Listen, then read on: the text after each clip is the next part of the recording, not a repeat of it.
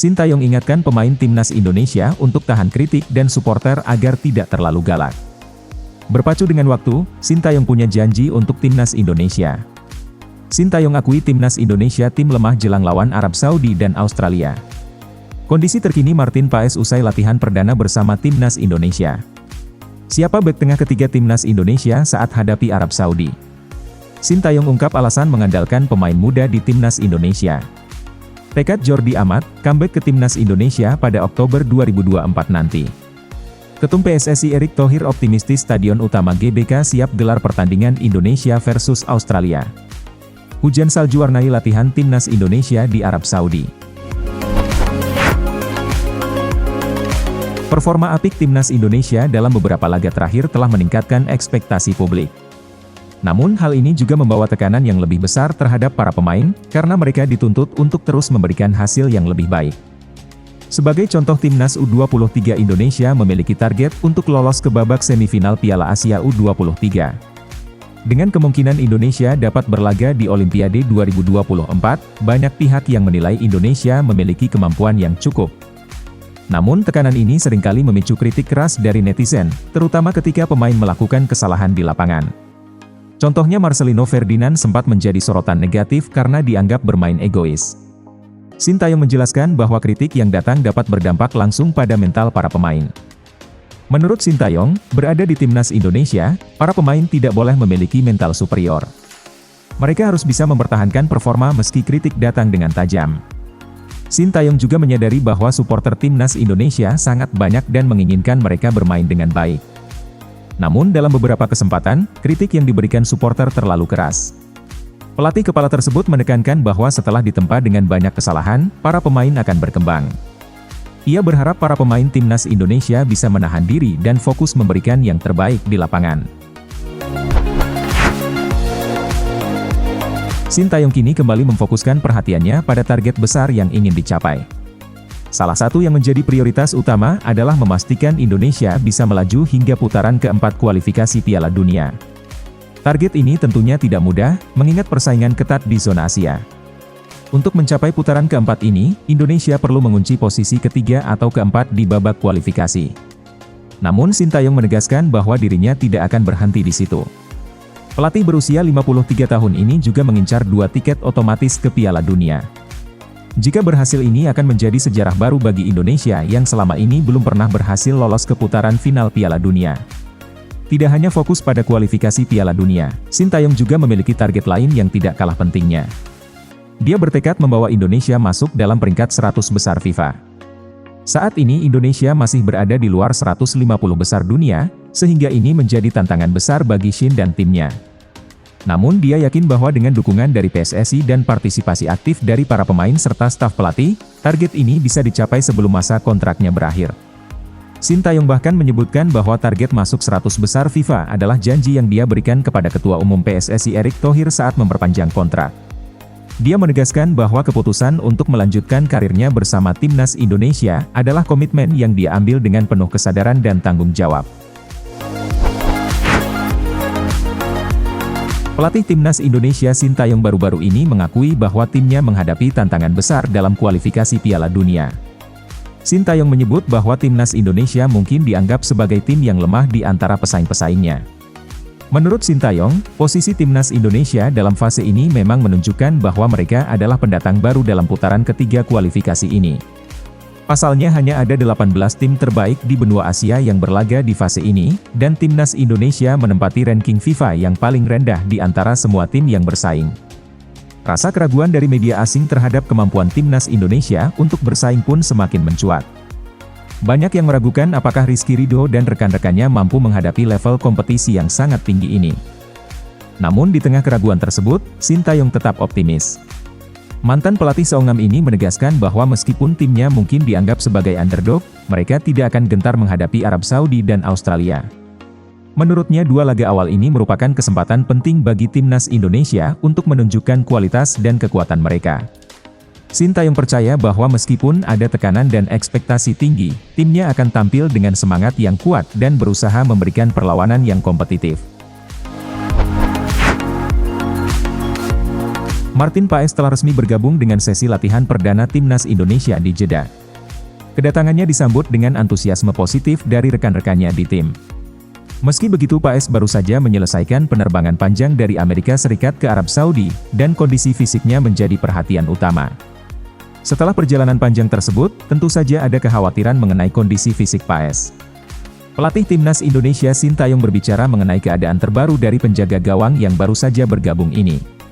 Menurut Sintayong, Martin Paes terlihat kelelahan akibat durasi penerbangan yang sangat panjang. Sintayong juga menjelaskan bahwa meskipun Paes telah bergabung dalam sesi latihan perdana, pelatih belum sepenuhnya menilai kondisi fisik pemain tersebut. Meskipun Paes belum berlatih sepenuhnya, kehadirannya di sesi latihan pertama menunjukkan komitmennya untuk segera beradaptasi dengan tim. Tim pelatih dan staf medis akan terus memantau kondisi Paes untuk memastikan bahwa ia bisa kembali ke performa terbaiknya dalam waktu dekat. Keberadaan Martin Paes di Timnas Indonesia tentu diharapkan dapat memperkuat sektor penjaga gawang, terutama dalam menghadapi pertandingan penting di kualifikasi Piala Dunia. Pelatih Timnas Indonesia Sintayong kini berada di hadapan pilihan yang cukup rumit menjelang pertandingan melawan Arab Saudi. Dengan ketidakhadiran Jordi Amat dan Justin Hubner, Sintayong harus menentukan siapa yang akan mengisi posisi bek tengah ketiga. Pilihan ini menjadi sangat penting mengingat formasi yang biasanya diterapkan adalah 3-4-2-1, di mana 3 bek tengah akan menjaga pertahanan. Dua nama yang diprediksi akan menjadi pilihan utama untuk posisi bek tengah adalah Jay Idzes dan Rizky Ridho. Kedua pemain ini telah menjadi pilihan utama dalam laga sebelumnya dan memiliki pemahaman yang baik dalam formasi 3-4-2-1. Namun satu posisi bek tengah masih harus diisi, dan disinilah dilema Sintayong muncul. Salah satu opsi yang patut diperhatikan adalah Wahyu Prasetyo, yang dikenal dengan kekuatan fisiknya yang impresif. Wahyu Prasetyo adalah bek tengah murni yang bisa menjadi pilihan solid untuk melawan tim sekuat Arab Saudi. Kekuatan fisiknya dan kemampuan duel yang baik menjadikannya kandidat yang menjanjikan untuk posisi ini. Sandy Walsh adalah pilihan lain yang menarik. Walaupun posisi naturalnya adalah bek kanan, Sandy Walsh memiliki pengalaman bermain sebagai bek tengah. Kelebihan utama dari Sandy Walsh adalah kemampuan build-up yang baik, yang sangat berguna untuk membangun serangan dari pertahanan. Dia juga memiliki kekuatan fisik yang cukup untuk menghadapi tekanan dari lini depan Arab Saudi. Nathan juga bisa menjadi opsi menarik untuk posisi bek tengah. Biasanya bermain sebagai bek kiri, Nathan memiliki kualitas distribusi bola yang baik dan umpan jauh yang akurat. Ini bisa sangat berguna dalam melancarkan serangan balik cepat. Keahlian Nathan dalam mengontrol permainan dari belakang dan membuat umpan yang presisi bisa menjadi nilai tambah bagi Timnas Indonesia. Shane Patinama adalah nama lain yang patut dipertimbangkan. Dia dikenal dengan naluri bertahannya yang tinggi dan kemampuannya untuk beradaptasi dengan berbagai posisi. Patinama bisa menjadi pilihan ideal untuk mengatasi pemain-pemain kunci Arab Saudi. Kemampuannya dalam bertahan dan membaca permainan bisa menjadi kunci dalam menjaga kekuatan serangan lawan. Sintayong memberikan penjelasan mendalam mengenai keputusannya untuk mengandalkan pemain-pemain muda dalam strategi pembentukan tim. Ia mengungkapkan bahwa salah satu alasan utama di balik keputusan ini adalah kemudahan dalam pengaturan dan pembentukan mental pemain. Saat pertama kali memimpin Timnas Indonesia, Sintayong mengidentifikasi bahwa banyak pemain yang sudah memiliki kebiasaan sendiri terkait dengan pola makan dan latihan. Kebiasaan ini menurutnya seringkali lebih mengacu pada preferensi pribadi pemain daripada standar profesional yang diperlukan. Menanggapi tantangan ini, Sintayong memutuskan untuk berfokus pada pemain-pemain muda yang lebih mudah diatur dan dibentuk. Dengan pendekatan ini dia berharap dapat mengajarkan mereka standar profesional sejak dini dan membentuk mental yang sesuai dengan tuntutan olahraga sepak bola modern. Sintayong mengungkapkan harapannya agar para pemain muda ini dapat memutus siklus kebiasaan buruk yang sering menghambat perkembangan mereka. Dia menekankan pentingnya membangun mentalitas yang kuat dan kemampuan untuk mempertahankan kualitas permainan dalam jangka waktu yang lama.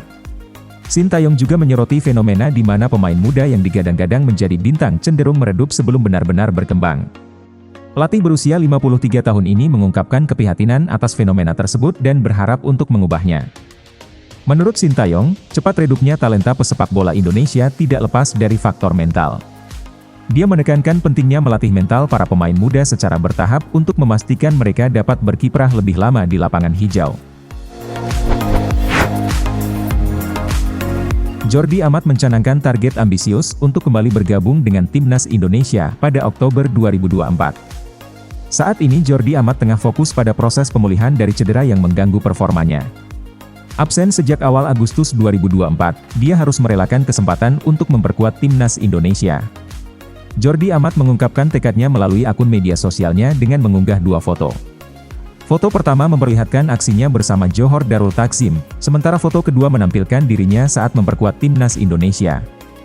Dalam unggahannya, Jordi Amat menulis pesan yang menunjukkan keseriusannya dalam proses pemulihan. Sejak mengalami cedera, Jordi Amat harus menepi dari sejumlah pertandingan penting. Cedera tersebut juga mengharuskannya untuk absen saat Johor Darul Takzim melawan Perak FC pada pekan ke-9 Liga Malaysia. Jordi Amat menyampaikan rasa sedihnya karena tidak dapat bergabung dengan timnas Indonesia. Meskipun harus melewatkan pertandingan penting, Jordi Amat tetap positif dan mendukung rekan-rekannya di timnas Indonesia. Pelatih timnas Indonesia Sintayong juga telah memperoleh informasi terkait kondisi Jordi Amat. Dalam komunikasi yang terjalin, Sintayong mengungkapkan bahwa Jordi Amat mengalami cedera yang mengharuskannya istirahat hingga 4 pekan ke depan. Ketua Umum PSSI Erick Thohir mengungkapkan optimismenya mengenai kesiapan Stadion Utama Gelora Bung Karno untuk pertandingan antara timnas Indonesia dan Australia. Meskipun sebelumnya ada pertimbangan untuk memindahkan venue ke Stadion Gelora Bung Tomo, GBK akhirnya dipilih kembali sebagai venue. Stadion Utama GBK telah menjadi tempat favorit untuk pertandingan-pertandingan penting timnas Indonesia. Namun kondisi lapangan sempat menimbulkan kekhawatiran, terutama setelah beberapa pertandingan terakhir yang menunjukkan kualitas rumput yang kurang baik. Salah satu insiden yang mendapat sorotan adalah saat Tom Haye gagal melakukan selebrasi setelah mencetak gol melawan Filipina. Erick Thohir menyampaikan bahwa persiapan lapangan untuk pertandingan yang akan datang tetap dalam kondisi baik. Kabar terbaru juga menyebutkan bahwa acara keagamaan yang sebelumnya dikhawatirkan akan mempengaruhi kondisi lapangan tidak akan menggunakan Stadion Utama GBK. Keputusan ini memberikan kepastian bahwa GBK akan menjadi tempat pertandingan timnas Indonesia melawan Australia. Pihak pengelola stadion juga telah melakukan upaya perbaikan dengan mendatangkan dan memasang rumput baru.